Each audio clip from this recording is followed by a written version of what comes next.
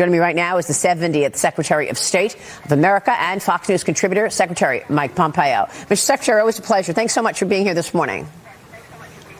Maria, it's great to be with you this morning as well. Well, here we are, another trip of cabinet members to China. What are they getting out of all of these meetings? It feels like the U.S. is begging China for some communication. What is your assessment of what Blinken is saying on the ground in China right now? Maria, this is talk for the sake of talk. And frankly, I think the Biden administration is just hoping they can get through the next handful of months without something exploding in Asia in the same way it has in the Middle East and in Europe, right? Two wars on the precipice of a third. And so I think Secretary Blinken has gone there today if he talks about fentanyl or fair business treatment, 3.5 years of the Biden administration, nothing has been done to actually achieve that. There's been no action that has imposed costs on the Chinese Communist Party that give even a remote chance that Secretary Blinken can, through lip service to the Chinese Communist Party, achieve anything on behalf of the American people. I think this is talk for the sake of talk. I think he's really sending a message, hey, hang on. We're going to have an election in November, and then we'll come back at this, and we'll have 4 more years of the Chinese Communist Party running largely unchecked throughout the Pacific and out throughout Asia. Totally unchecked on his watch, that's for sure. Surveillance balloon, a COVID cover-up, intellectual property theft, fentanyl flowing into America. Even the TikTok stance from the administration is not believable, because the Biden-Harris re-election campaign says that they will stay on TikTok, even after Joe Biden signed legislation yesterday to force Chinese parent company ByteDance to sell the social media app or face a U.S. ban. TikTok is vowing to challenge this law in court. The legislation, of course, part of the $95 billion foreign aid package, which I want to get your take on as well. But it did include $8 billion for the Indo-Pacific region. Your thoughts on the TikTok dilemma here, Secretary, as this administration claims it's being tough on China, it's staying on TikTok and doing TikTok videos ahead of the election. It's really quite something, Maria, that you say that there's a tool of Chinese propaganda being foisted on the American people, including our children, and then you go on that social media account and try to draw people to that very Chinese propaganda machine. It's hypocritical. If President Biden actually believes that this is a risk to the United States of America, it makes absolutely no sense. But frankly, it's consistent with the Biden administration's national security policy. It is very little bark and zero bite. Yeah. And this is the kind of thing I think our adversaries can see. And this is the reason that we're so challenged today. And the American people can feel it.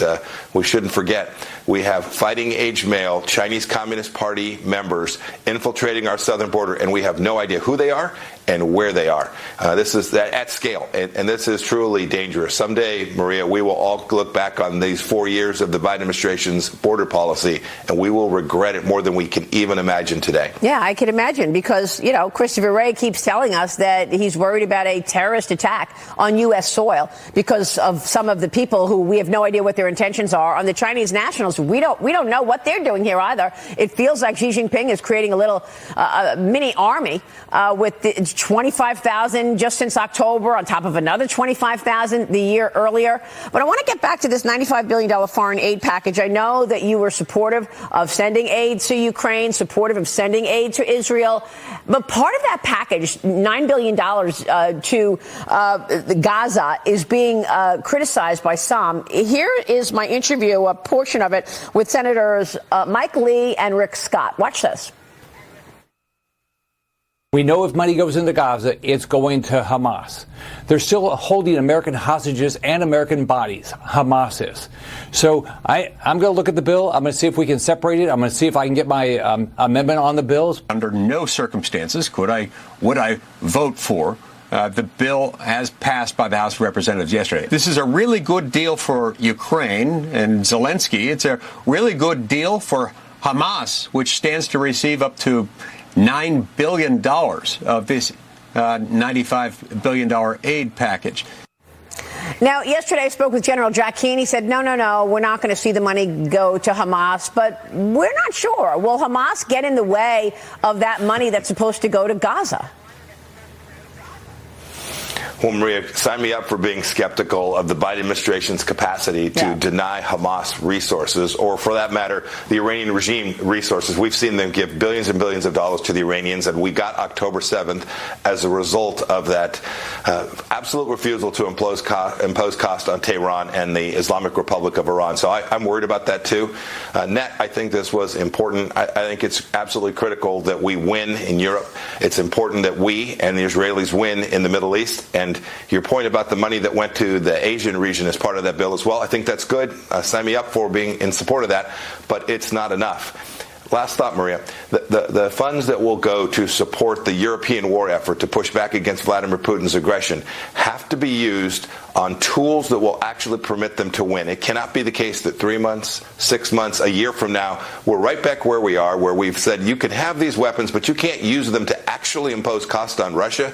That's a loser's game, and we should never play that in America. Yeah, and we're also wondering about Joe Biden's so-called ironclad support for Israel. I mean, just a couple of weeks after he basically condemned Benjamin Netanyahu in public sight, trying to get him to do a ceasefire, even though we haven't heard a peep out of the other side about these hostages, that we pray that they're still alive.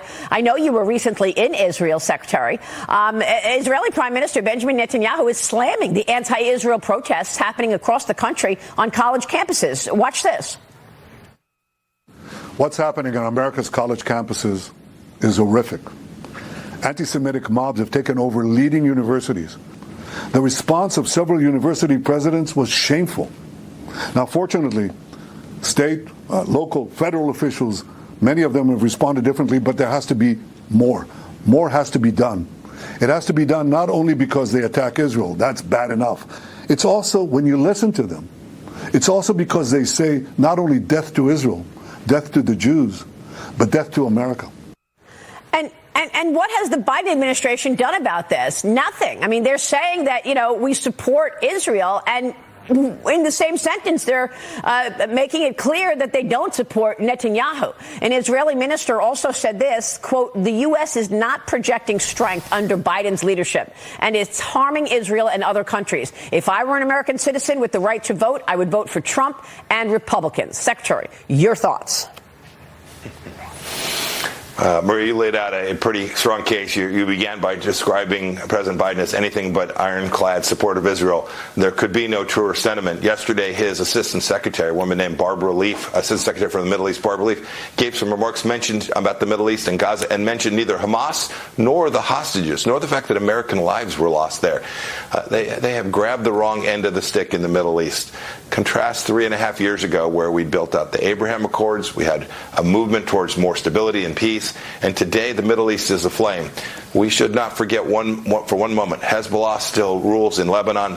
Hamas is still deeply in control in Gaza until we permit the Israelis to conduct the attacks that they need to conduct to achieve that. The Houthis are continuing to threaten shipping and international transit through the Red Sea, which impacts America an awful lot. No, the Iranian regime still is on its front foot, and the Biden administration refuses to acknowledge that or do anything to help Israel prevent that from continuing. Why not? I don't understand this. I mean, the college campuses and this anti-Semitism raging across America is incredibly serious, and they're not commenting on it. President Biden is placating the furthest left, furthest progressive, most pro-Hamas element of the Democrat Party in an effort to win votes in November. I can see, I hate to be that cynical, Maria, but I see no other explanation for it. What's happening on these campuses, I saw Speaker Johnson up in New York yesterday. His remarks were pitch perfect. These are mobs. These are thugs. They are threatening minority students there, Jewish students on those campuses. It's time for President Biden to deny them federal funding, not to relieve student loans for any of these people. If they're not here properly or they're here on student visas, we should kick them out. These are simple tasks, including providing security for these students, that the federal government has the capacity to provide, and it should have done it weeks ago. It needs to do it today. Wow. Secretary, it's great to have you this morning. Thanks very much. Maria, thank you. Have a great day. And to you, Secretary Mike Pompeo.